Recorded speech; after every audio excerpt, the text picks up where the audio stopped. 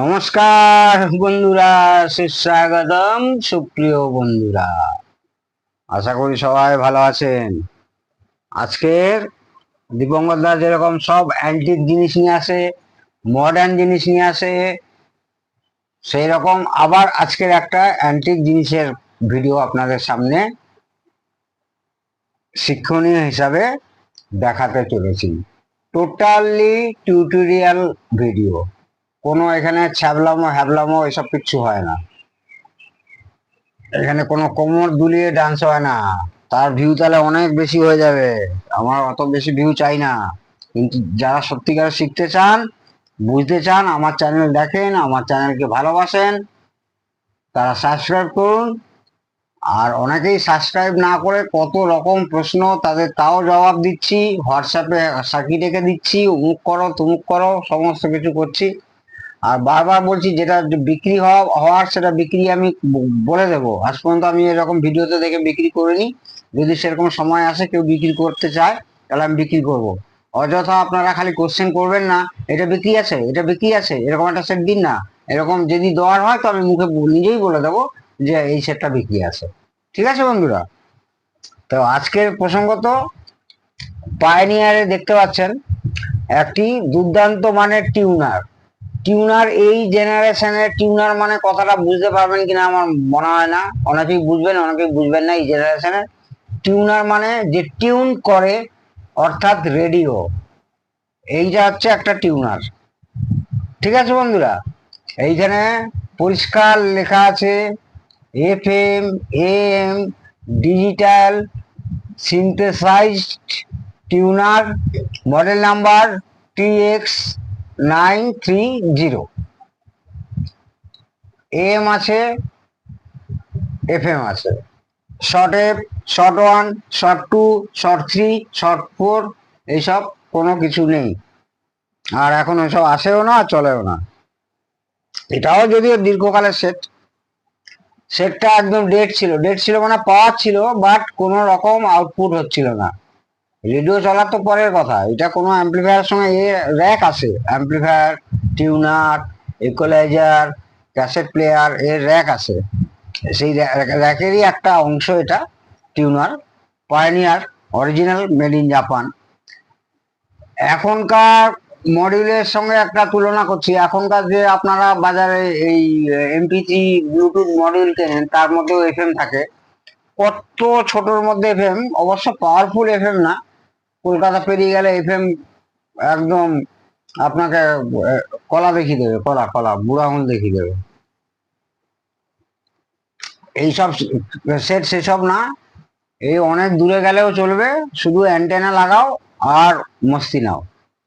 এইবার দিবঙ্কর দা যা স্বভাব, সেই বলবে কি ফল্ট হয়েছিল না একটু চলছিল না। আগে স্টেজ বুঝাই, আর কেন চলছিল না সেটা আগে বোঝাই।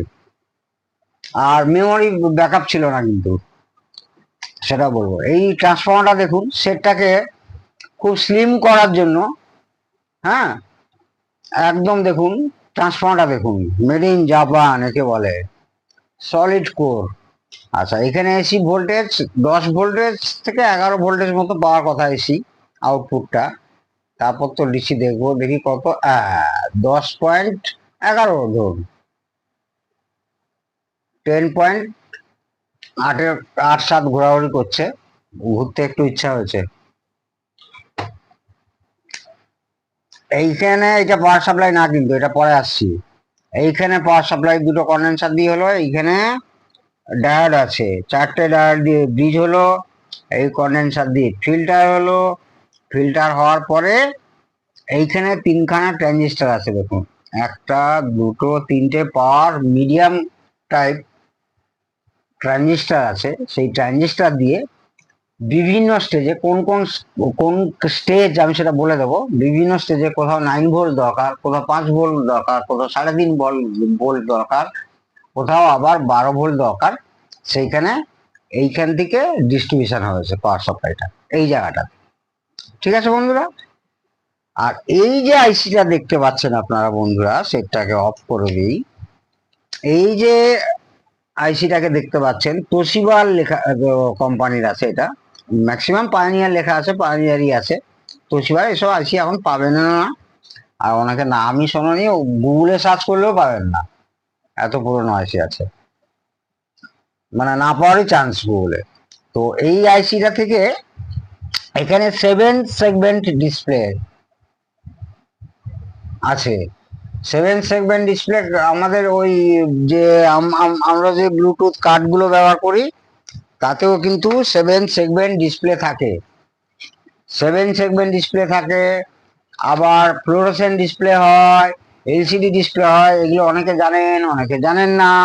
আমার কাছে আমার যে ভিডিও দেখেন নিয়মিত, যারা দেখেন তারা অবশ্যই এইসব জেনে গেছেন এতদিন, আমি আশা করি।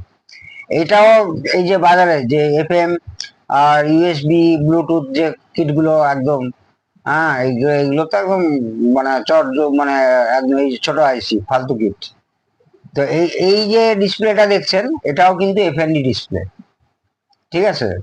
আবার ভিএফডি ডিসপ্লে হয়, আবার এলসিডি ডিসপ্লেও হয়। এইখানে সেই এফএনডি ডিসপ্লে খুব উচ্চ মানের, মানে হাই কোয়ালিটি, একেবারে হাই কোয়ালিটির ডিসপ্লে। অর্থাৎ এইখানে আপনার হার্জ, মেগাহার্জ অর্থাৎ ফ্রিকোয়েন্সিটা ডিসপ্লে করবে, কত ফ্রিকোয়েন্সিতে এএম চলছে, এফএম চলছে, সেই ফ্রিকোয়েন্সি ডিসপ্লে। এইটা ফ্রিকোয়েন্সি ডিসপ্লে আইসি। এইটা টোটাল যে সিঙ্ক্রোনাইজেশন করবে তার জন্য আইসি এইটা, এই স্টেজটা।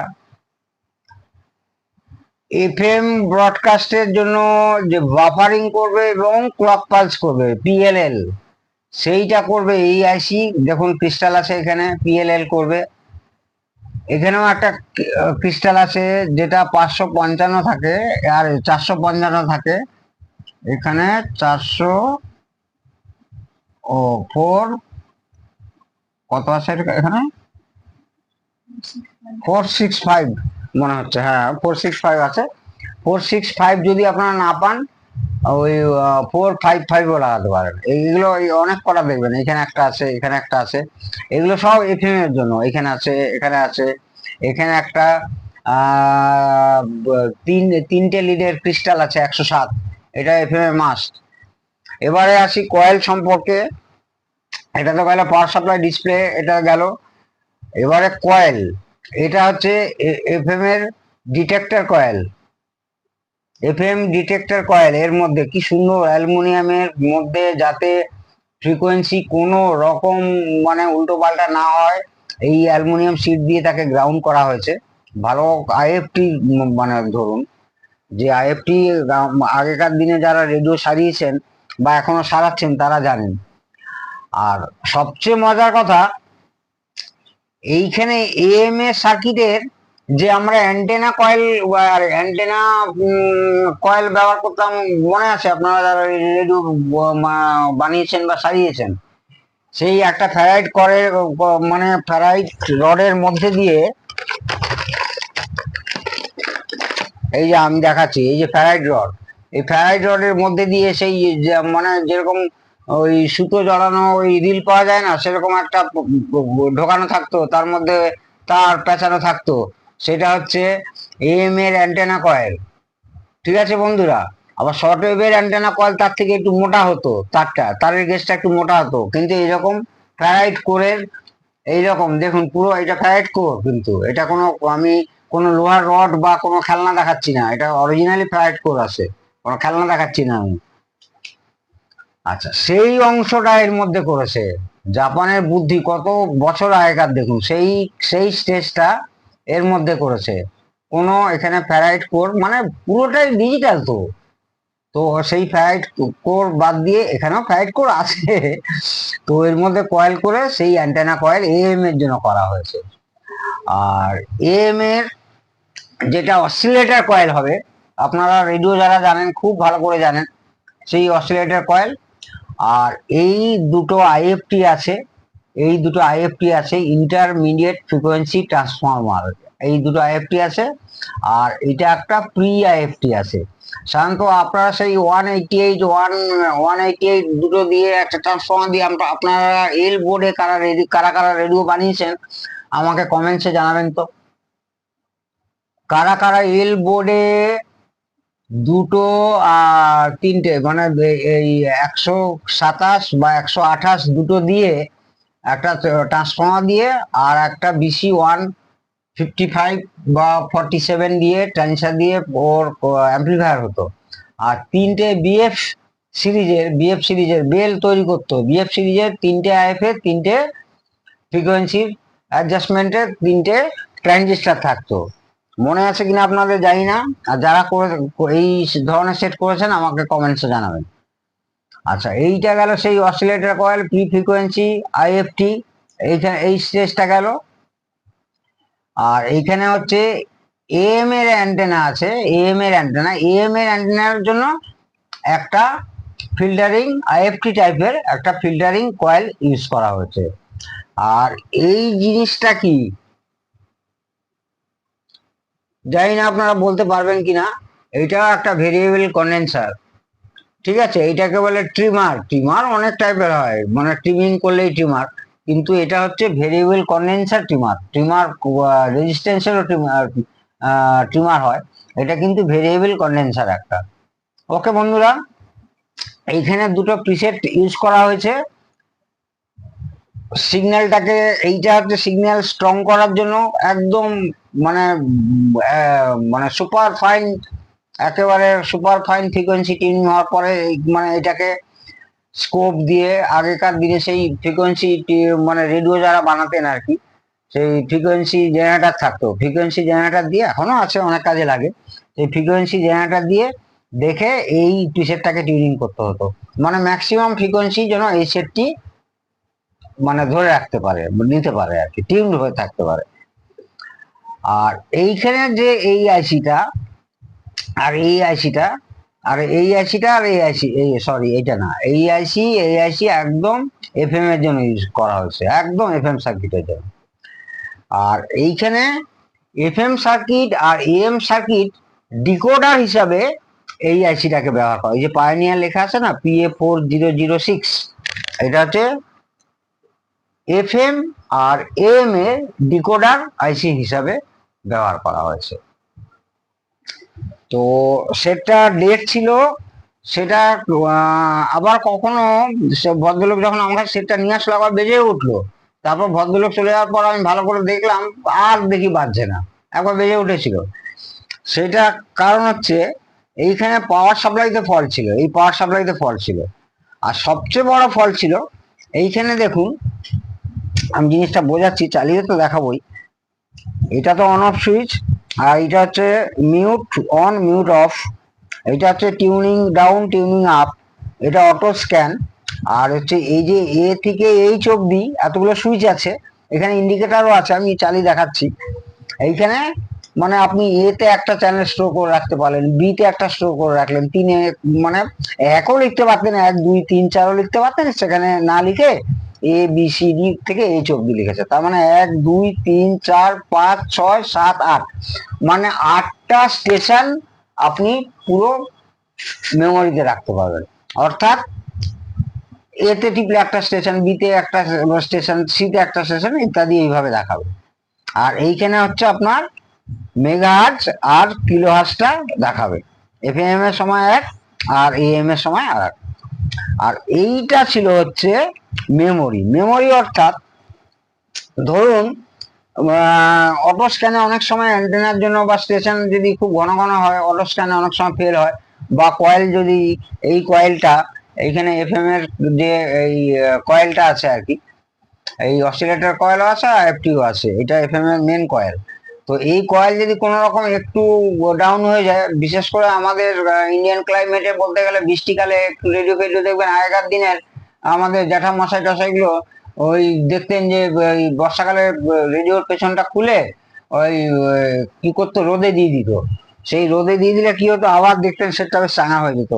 সেইটা চাঙা হওয়ার পেছনে একটা সাইন্টিফিক কারণ আছে। কারণটা হচ্ছে ওই কয়েলগুলো হিট হয়ে গেলে ওরা কি হয়, আগের সেই মানে পয়সনে ফিরে আসে আর কি।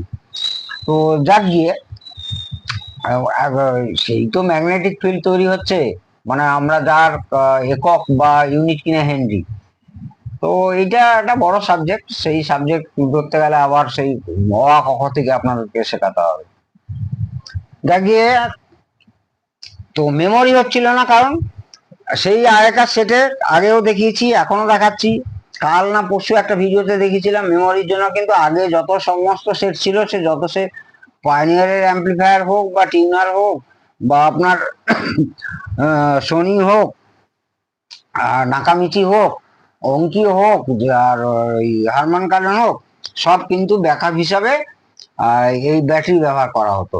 এটা একটা সিম্পল লিথিয়াম ব্যাটারি, কিন্তু চার্জেবল না, এটা খুব মনে রাখবেন। যেটা আমরা কম্পিউটারে ব্যবহার করি না, ওই 2032 CR2032, সেই ব্যাটারি ব্যবহার করা হয়। এতে একটু এই একই ব্যাটারি আছে, নাম্বারটা আলাদা আছে, কিন্তু ভোল্টেজটা CR2032 সাধারণত 3 ভোল্টের হয়। কোনো রকম চার্জেবল ব্যাটারি না, কিন্তু এইগুলো লিথিয়াম ব্যাটারি দু রকম হয়, একটা চার্জেবল, একটা নন চার্জেবল। গাড়ি টাড়ি ইত্যাদি নানা রকম এই আপনারা এফএম রেডিও ফেডিও এখন যেসব ব্যাটারি এই ব্যাটারিতে চলে, সেগুলো দে আর অল চার্জেবল, বাট এগুলো চার্জেবল না। এগুলো একবার যা কোম্পানি তৈরি করে দেবে, যতদিন চার্জ থাকবে সেই তার মেকিং এর উপর ডিপেন্ড করবে, যে কোম্পানি কত ভালো তৈরি করতে পেরেছে তার উপরে ডিপেন্ড করবে কতদিন চার্জ থাকবে। তো এই ব্যাটারিটাও প্রায় 2 ভোল্ট হয়ে গেছে, যেখানে একটা 3 ভোল্ট ব্যাটারি মানে আপনার 3.2 মানে 3 আপ থাকবে। আমি দেখাচ্ছি, আমি এখানে কি সুন্দরভাবে ওই মেমোরিটাকে রাখার জন্য একটা হোল্ডার লাগিয়েছি। দেখুন, একটা হোল্ডার লাগিয়েছি, এটা ডাইরেক্ট সোল্ডার করা ছিল এইভাবে। তো এখানে একটা সুন্দর হোল্ডার লাগিয়েছি, হোল্ডারের মধ্যে এখনকার ওই ব্যাটারি লাগিয়েছি, লিথিয়াম ব্যাটারি, যেটা কিনা ভবিষ্যতে এই ভদ্রলোক অনেক দূর থেকে এসছেন, ভবিষ্যতে যদি ধরুন 4-5 বছর পরে যদি এরকম মেমোরি লস হয়, তাহলে উনি ব্যাটারি লোকালি ব্যাটারি কিনে উনি লাগাতে পারবেন। এইসব অনেক বুদ্ধি খাটিয়ে করতে হয়। এর সাপ্লাইটা দেখাচ্ছি, একটু কমে নিতে হবে।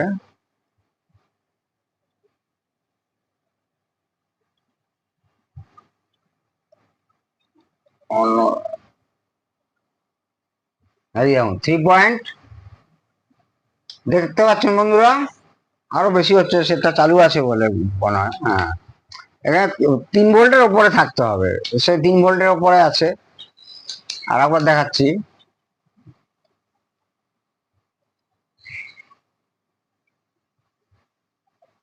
মাইনাস 3.32 এই ভোল্টেজে থাকতে হবে, মানে 3-এর ওপরে থাকতে হবে। 3-এর উপরে থাকলে আপনি ভাববেন ব্যাকআপ ঠিক নেবে। যেমনটা কিনা এটা হচ্ছে 2 মতো হয়ে গেছে, 2.2 সামথিং, তো সেক্ষেত্রে এটা বাতিল। তো এবারে আমি আপনাদেরকে মোটামুটি তো বোঝাতে পেরেছি মনে হয়, এবারে আপনাদেরকে একটু চালিয়ে দেখাই, মানে চেষ্টা করছি চালিয়ে দেখাবার। এত তারটার সব জড়িয়ে আছে, সব কানেকশন, দেখি চলে কিনা। আমি একটা অ্যাম্পলিফায়ারের সঙ্গে দিয়ে রেখেছি। এটা কিন্তু টিউনার, মানে আপনার কোনো অ্যাম্পলিফায়ার লাগবে কিন্তু চালাতে গেলে। কিসে আছে? এফএম এ দিতে হবে, এফএম আছে, দেখুন।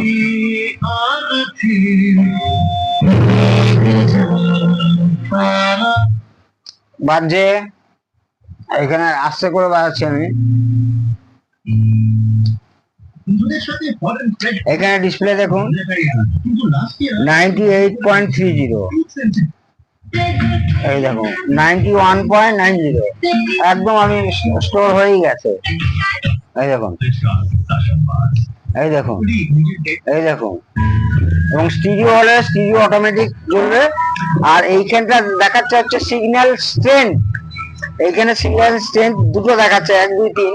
অ্যান্টেনাটা খুব হালকা ভাবে একটা ছোট তার দিয়েছি, এই দেখুন অ্যান্টেনাটা যেই ধরছি আমি, ও হয়ে যাবে 3টে হয়ে যাবে, এরকম 3টে হয়ে গেছে। যেই অ্যান্টেনা ছেড়ে দেবো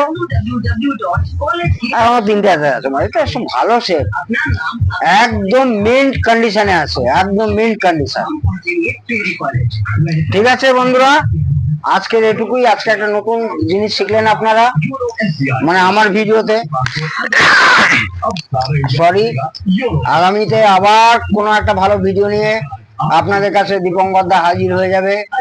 ততদিন আপনারা সুস্থ থাকুন, ভালো থাকুন, একে অপরের সঙ্গে পরস্পরের সঙ্গে সুন্দর ব্যবহার করুন, সুন্দর ব্যবহার রাখুন, মাথা ঠান্ডা রাখুন।